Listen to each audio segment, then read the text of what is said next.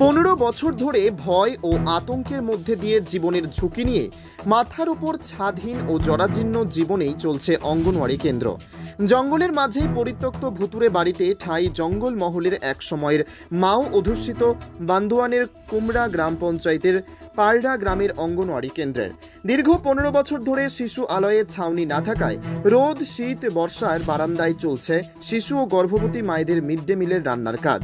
ওই কেন্দ্রে প্রবেশ করলেই দেখা যায় মাথার ওপর খোলা আকাশ, দেওয়ালে ধরেছে ফাটল, মুহূর্তেই ঘটে যেতে পারে দুর্ঘটনা। ঝোপে ঝাড়ে ভর্তি, মাঝে মধ্যে সাপ ও বিভিন্ন বিষাক্ত পোকামাকড় ঢুকে পড়ে অঙ্গনওয়াড়ি কেন্দ্রে। মাথার ওপর টিনের আচ্ছাদনের ব্যবস্থা করতে পারেনি প্রশাসন। জীবনের ঝুঁকি নিয়েই সরকারি পরিষেবা দিচ্ছেন অঙ্গনওয়াড়ি কর্মী। ঘটতে পারে যে কোনো সময় দুর্ঘটনা। আতঙ্কে থাকেন অভিভাবকেরাও, ভয় পান ওই কেন্দ্রে শিশুদের পাঠাতে, তাই বন্ধ রয়েছে শিশুদের পঠন পাঠন। অঙ্গনওয়াড়ির পরিষেবাতে যেখানে গর্ভবতী মা, প্রসূতি মা ও শিশুদের পুষ্টিগত মান নির্ণয়ের পাশাপাশি সরকারিভাবে প্রদান করা হয় পুষ্টিকর খাবার ও শিশুদের দেওয়া হয় স্বাস্থ্যসম্মত প্রাথমিক পাঠের ধারণা, সেখানেই এতগুলো বছর পার হবার পরেও জঙ্গলমহলের বান্দোয়ানের কুমড়ার পাড়ার অধিবাসীদের জন্য সরকারি প্রাথমিক পরিষেবার জন্য কেন মিলছে না পাকা ছাদ, প্রশ্ন তুলছেন এলাকাবাসীরা। 15-16 বছর হয়ে গেছে এইরকম ভাঙা ঘর নিয়েই কাজ চালাচ্ছেন? হ্যাঁ, এরকম কোন রকম চলছে আর কি। অসুবিধা কতটা হয়? অসুবিধা সবাই হয়, রোদের সময় হয়, জলের সময় হয়, সব সময় তো ফাঁকাই বাচ্চাকে রাখতে হয়। তো বিষয়টা আপনি আপনাদের আধিকারিকদেরকে জানান? সব জানানো হয়েছে। আর কি বলা হয়েছিল সেখানে? বলে হবে, হয়েছে, অনেকবার ফটো তুলিয়ে নিয়ে গেছে, কিন্তু কই কিছু হয় নাই আজ পর্যন্ত। আপনাদের এখানে ভয় লাগে থাকতে যে কোনো সময় দুর্ঘটনা ঘটতে পারে, সাপ খপিটে সেটা কত কিছু ঢুকে, বাচ্চাকে ঢুকতে দেওয়া হয় নাই, তখন কোনো রকম করে গেলে আটকানো রাখা হয়। ফাঁকা জায়গায় কি ঢুকবে কেন? বর্ষার সময় কতটা অসুবিধা? বর্ষার সময় সমস্তটা গোটাই অসুবিধা হচ্ছে। রাঁধুনি আর কেবল এই আমরা দুজন এখানে দাঁড়ায় থাকি, কতগুলো বাচ্চা আসছিল ইধার উধার হচ্ছে, কিন্তু আমি তার মধ্যে রাখা হয়েছিল কোন রকম। তো এই যে যেহেতু ঘর নেই, সেক্ষেত্রে তো আপনাদের পড়াশোনা, বাচ্চাদের পড়াশোনা কত অসুবিধা হচ্ছে? গোটাই অসুবিধা হচ্ছে, কোথায় রাখবো বাচ্চাকে? দাঁড়াতে অসুবিধা, পড়াশোনা তো গোটাই সবই অসুবিধা হচ্ছে। আপনার জানার পরে কি বলা হয়েছিল?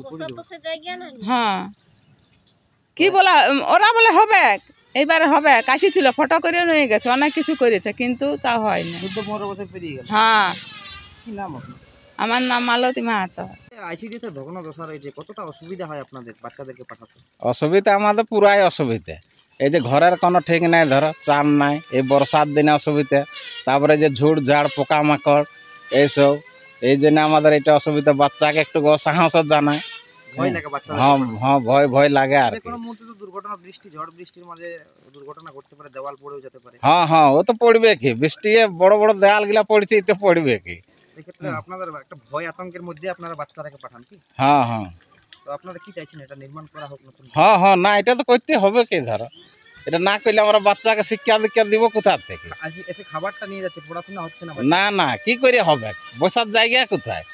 এই তো দেখছোই তো আপনারা, বসার জায়গা নাই, কিছু নাই। আমার নাম পরমেশ্বর সিং, বাড়ি পাঁড়া। কতটা ভয় আতঙ্কে থাকেন আপনারা?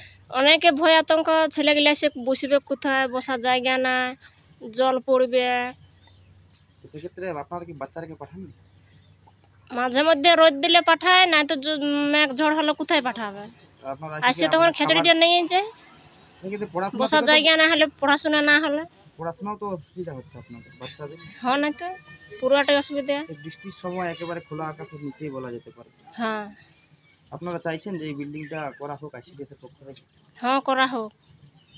কি নাম আপনার? মঞ্জুরি মানকি।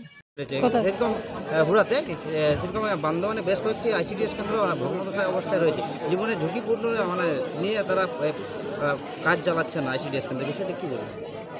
দেখুন, আমরা চেষ্টা করছি যে আমাদের এই আইসিডিএস সেন্টারগুলো যেগুলো আমরা এই খারাপ অবস্থায় আছে, সেগুলো একটা রিপেয়ারিংয়ের জন্য আমরা অলরেডি বিডিও সাহেবের এন্ড থেকে বা সিডিপিও সাহেবদের কাছ থেকে আমরা সেইগুলো তথ্য চেয়েছি, এবং আগামী দিনে আইসিডিএস সেন্টারগুলো আমরা যাতে রেনোভেশন করতে পারি, এবং যেখানে বিল্ডিং নেই সেখানেও আমরা এটা ল্যান্ড আমরা চাইছি, এবং সেখানেও বিল্ডিং করে দেওয়ার ব্যবস্থা করা হচ্ছে।